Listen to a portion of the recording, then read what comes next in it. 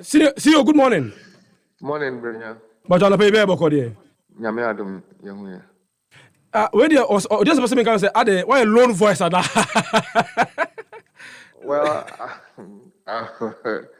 well, I think everybody and how situations they almost dealing with situations. So, usually I talking on radio about administrative issues is really not my thing. But Yeah. I think somehow this morning, I felt like there were some misrepresentations out there, and those misrepresentations have to be confronted and addressed. Those misrepresentation, they been saying, you guys are happy and you're laughing Yeah, I all the mean, way you to the see, bank. yeah, you know, ya jatum there. Say at the end, about you know, or say jitum. If that's what's on the offer, what's on the table, you know, ya jatum. But it's your second question that yes, are we all happy? I mean, I am not happy, and I think that it's not the best deal that we could have got. I am not happy about that, but it's not my decision to make. It's not my call to make. And yeah, me transaction, I'm so if that's what the organization to which the football club is a member and has agreed. Of course, we have to go with it. Am I going to go and collect my check? Of course, I'm going to go and collect my check. But is that what I thought we should get? No.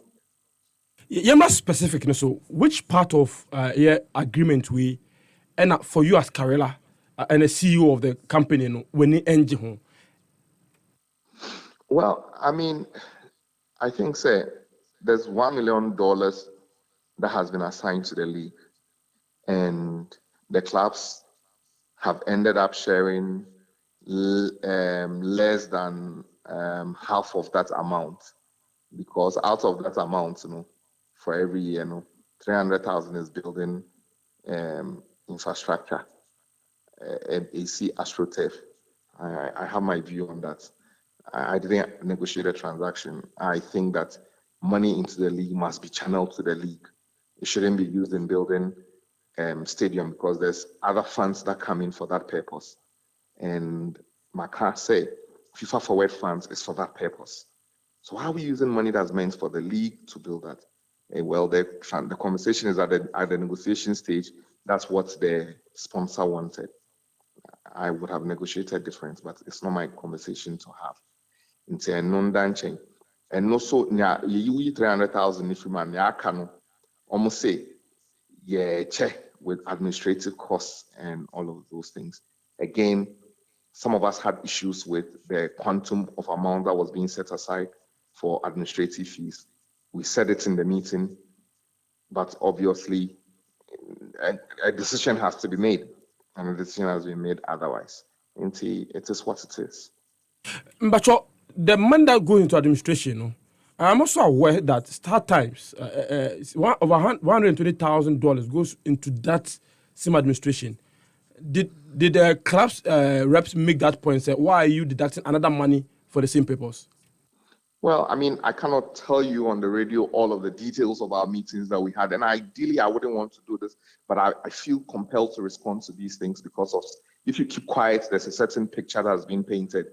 But to give you the thrust of it, yes, we contested those conversations.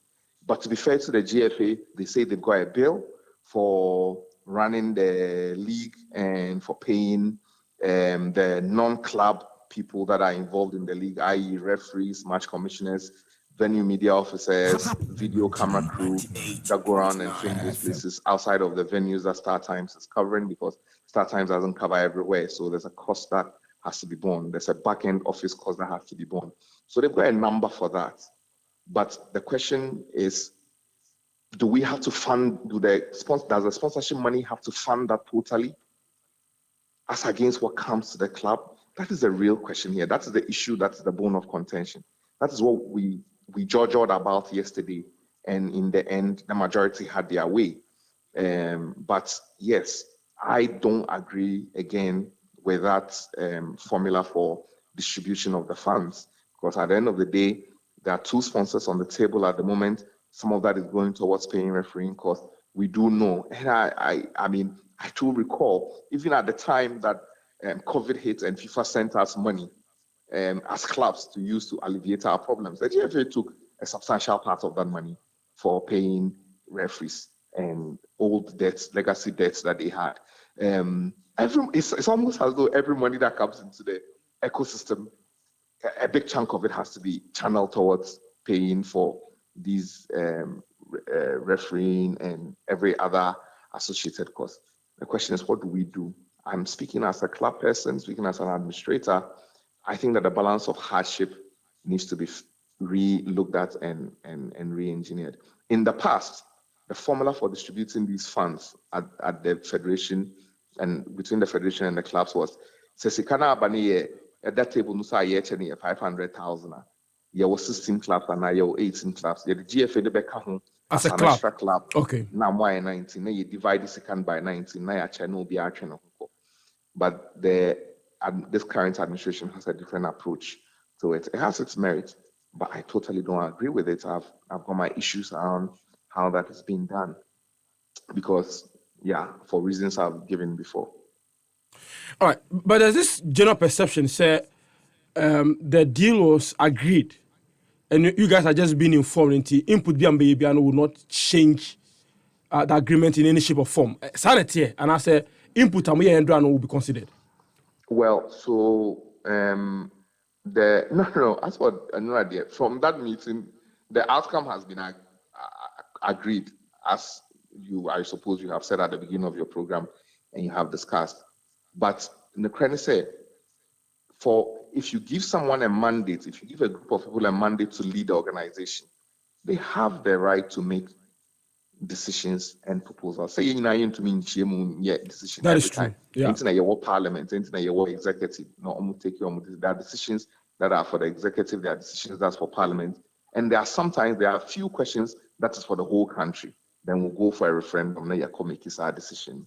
And see, this is one of those decisions that is like a parliament must decide. But even before parliament discussions are made, the minister in charge of that sector or the executive will bring their proposals for which the members have to discuss. So they came to the meeting with proposals, as is the right thing to do, for which the members discussed. Some of us, our issue was that the proposals were not right to the extent that would negotiate whatever you are going to be left with will leave you not in a good position. And see, that is the issue. So, because to be when GFA buy, Omka said, they outside of the 1 million, we $300,000, 700,000 market. On person money 50%, 50%, and there was uproar. And now there was a following discussion of more than an hour, which in the end came out with a conclusion, say they will give 65% rather than the 50% proposal that they've made. But which again, I don't think that it is right, but a decision has to be made. Based on the current structure, clearly it looks or it appears that FNC and Fabi behind league Musa.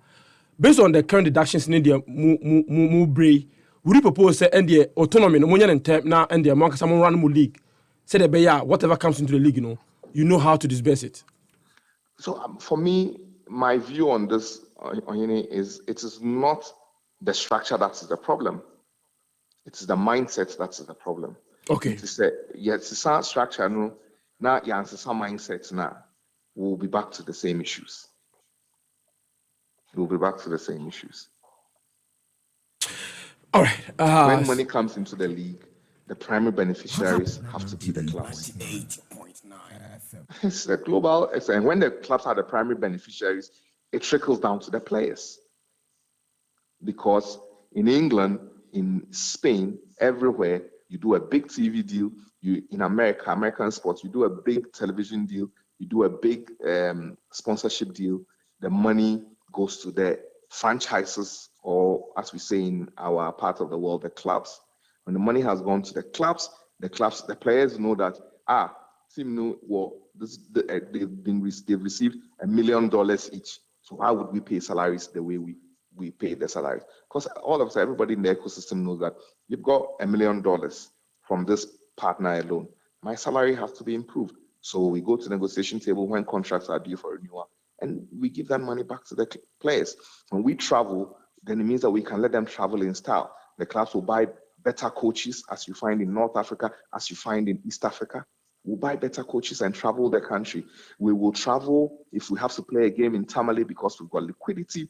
We can actually travel with flights, a combination of flights and coaches, or travel days in advance. I mean, it just the trickling effect is massive. At this rate, we're stifling all of that and sacrificing it on whatever altar we're sacrificing it on. And I don't think it's conscionable. I don't think it's a conscionable bargain. Well, see you, and I'll be happy to for that support for your input. Hopefully, we'll continue the conversation and see if we can get some conclusions on this matter. I think, as for conclusion, I think that I'm not concluded. I'm just shouting in the air. There's a Latin expression, vox clamante in deserto, the lone voice shouting in the desert. You are the lone voice today. I don't know. But what? I really hope everybody else will speak. I don't know. Maybe you're not the right person to answer these questions, but you expect the big clubs, Hassan Kotoko, to be leading this charge and fighting for the rest of the clubs, the smaller clubs. Why? No. You've got to be fair to them.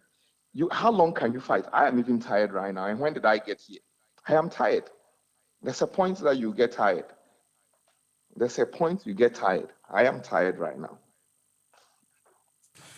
There are some things that are obvious. You think we all have to go in a certain direction. And I'm saying, how many years now? See, you've got to be fair to my seniors. But why the clubs not coming together? Or may affected the most? Why are they not coming together to fight for their interest? I say, but that's the question. Bema, that's the question. What is the interest? What is the persons negotiating? What is their interest? Who defines what the club's interests are? So I know what my club's interests are, and I have my feelings about it. So this is it.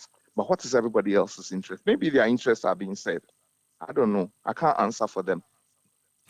Personal interest or club interest? The interest of the company they are representing?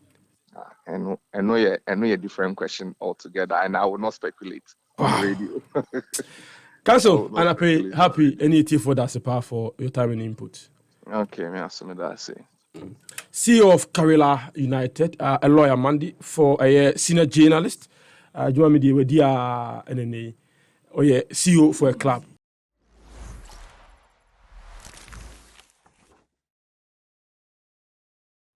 Like and subscribe and click on the notification. Happy FM, Nimdie, Happy FM, and Nijenkwa.